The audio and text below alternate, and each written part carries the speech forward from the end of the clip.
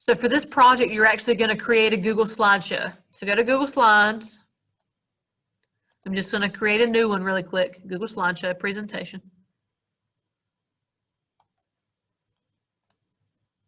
And of course, you'll have a title slide, whatever you want that to be. Let's say factors affecting trade. Sure. You can have a cool little background, like you could just type in international trade.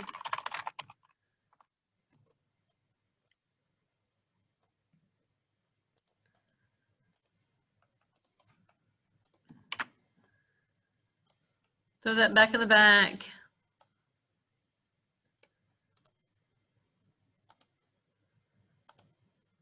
You can change the color of your text, you know, just something to make the first slide look nice. And then like on your second slide, what I would do is I would go ahead and list my 8 countries that I wanted to do. So let's say I want to do Japan. And we're just going to do a couple of examples together. Let's say I want to do, what other countries do I like? I'll do Jamaica. I like Jamaica.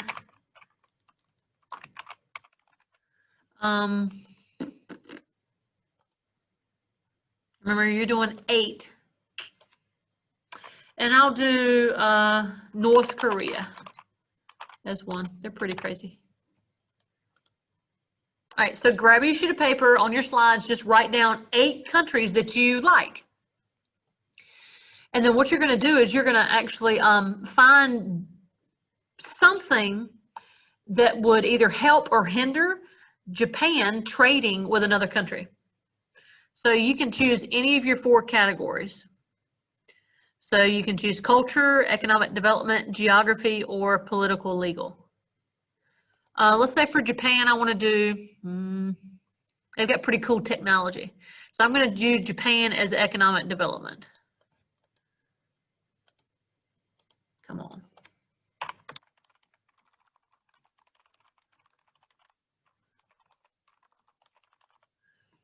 All right, I'm going to go get a picture of a map. Blank global map. That way I can label my countries. I think this one's kind of cool. I'll use this one.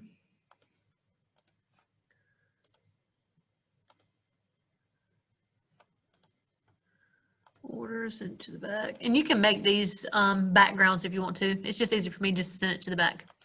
All right, so Japan, economic development. I'll change that color just so it'll pop. All right, so now let's find something about Japan's technology that is impacting international trade. So what I'm going to do in Google, I'm going to type in how does the technology in Japan affect international business? So, of course, we need to pay attention to your directions. And here is part of your directions. Right here, your examples need to be later than the year 2014. So nothing old. So you 2015, 16, 17, all the way through 2021. And then you're going to research until you find how Japan's technology affects trade with another country. So I'm just going to start here. This looks like it might be a pretty good resource. Great. I don't want to download this. So I'm going to go to a different resource since that one was not flexible.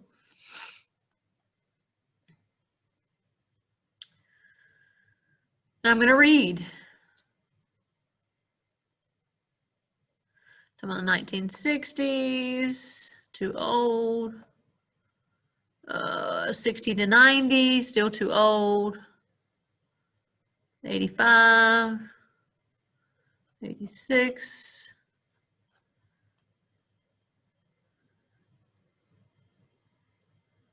And you guys see how I'm just kind of skimming. 89, so it looks like this is a pretty old resource. So it's not new enough.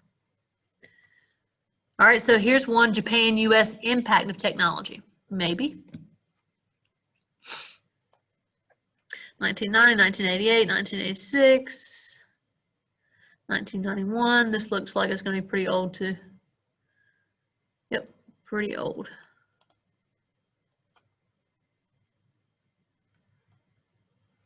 Maybe. Let's try one with the European Union. All right, let's see when this is, 2021. All right, it says the Japanese IT industry is a key driver of global economic growth. Although Japan has lost its once dominant position in the global IT industry and is facing increasing competition from foreign firms, Japanese companies still have a significant global presence and respected reputation.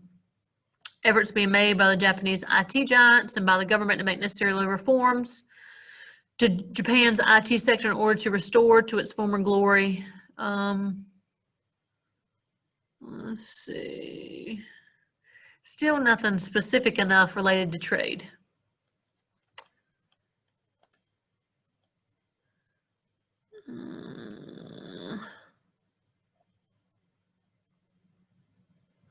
Maybe.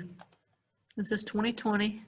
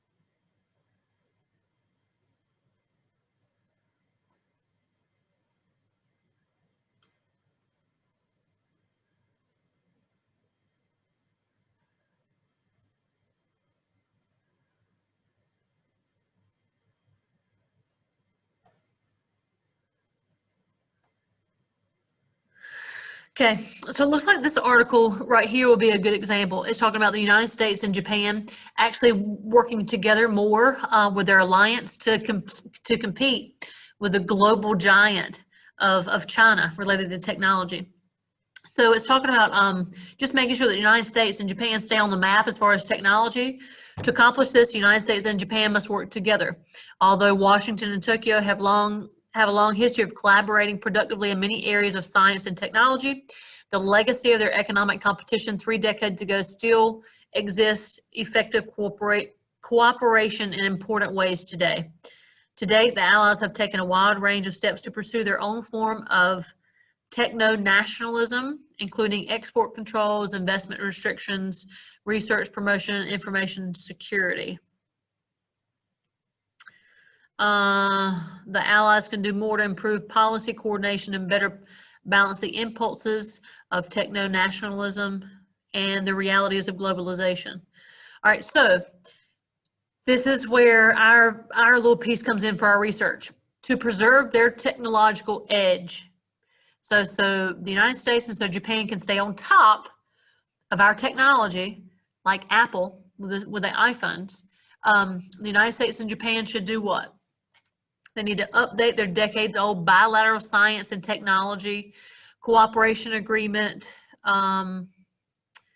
actually building more relationships with the private sector, which would be businesses, broaden cooperation and deepen funding pools on certain shared strategic priorities. So actually put artificial intelligence and quantum computing at the forefront. Invest in multilateral standard setting, improve bilateral policy, coordination on export controls and investment.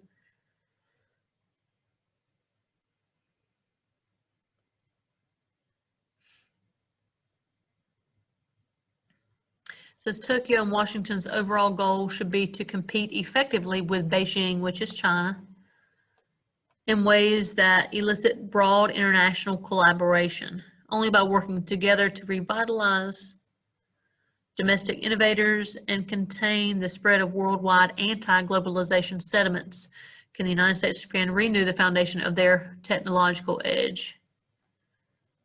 So what I would do is I would put, maybe we could use, what was one of the mentions in here? Artificial intelligence, maybe?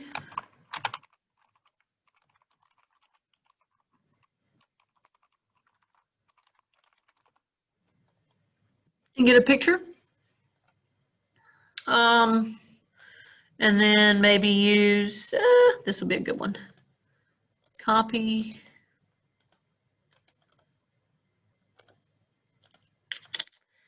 And I'm going to put this on Japan, actually. And I'm going to create a text box, insert a text box.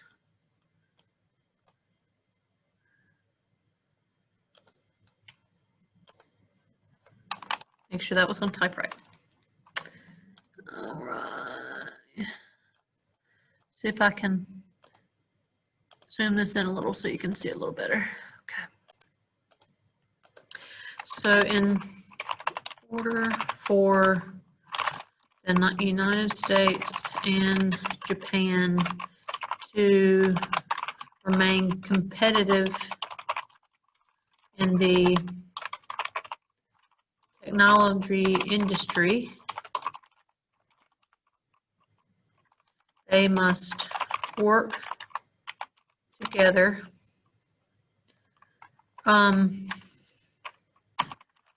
by pulling their finances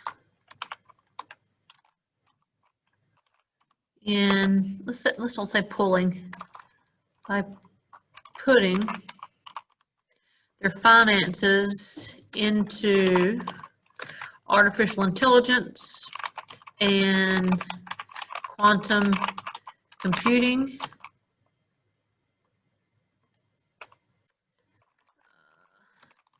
if they continue with their strong alliance, they can compete with China.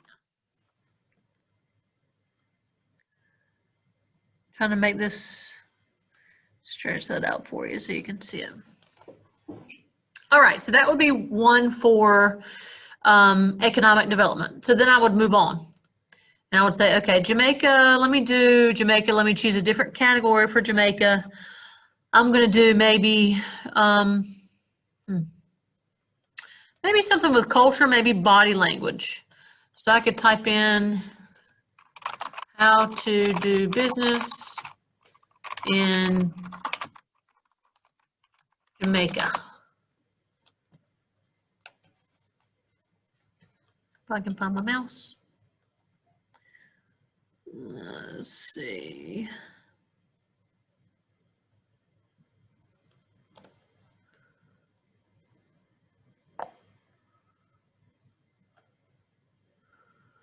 All right, Jamaica's business culture is based on respect and polite formalities. A suit, jacket, and tie should be worn to meetings. Punctuality is valued, and appointments and business cards are expected. Meetings are friendly but formal, and brevity is appreciated. Avoid high-pressure sales tactics, which are seen as confrontational. Bargaining is the norm here during negotiations, and a lot of time is spent reviewing details before contacts are drawn up. Maybe contracts? Table manners during dinner engagements follow European protocol. Okay. So what you could do for that one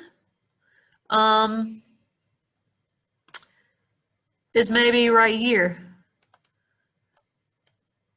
talking about, how they conduct their meetings. So then I would go and I'd probably say maybe business suit.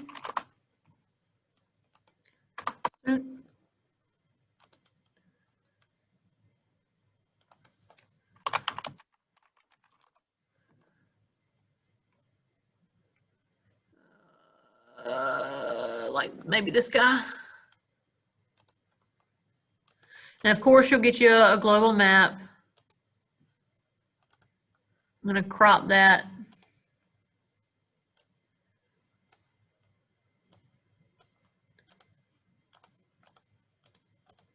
I'm going to crop that, try to crop it. If it'll let me. Oh well, you guys get the point. And I'm going to have my blank global map back here.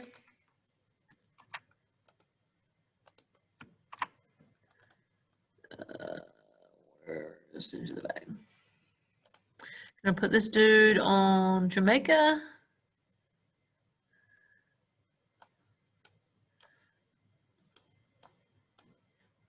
And then I'm just going to type my little spiel. While doing business in Jamaica, other countries must remember to dress professionally, be on time, and bring a business card. There you go. Then you can do your little red highlights. And that's your second factor. And then you've got one factor that's economic and one factor that is, this one was culture. Let's see, culture, business meetings maybe, so you'll remember.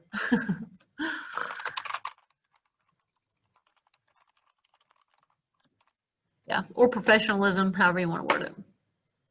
And that's just two examples for this project that you guys are working on now. And just remember, if you're looking for specific directions, those are in Canvas. I've given you guys several examples on this map as well if you need to refer to different examples. But just remember, you're going to choose 8 different countries. With your factors, you're going to choose 2 from culture, 2 from economic development, 2 geography, and 2 political. Remember to use 2015 through 2021. Here's your examples of what you can include. Just make sure that you include your countries affected in the descriptions. Also include the website links where you found your information. So just make sure when you're doing your citations, you can put those on the slide, which will be fine.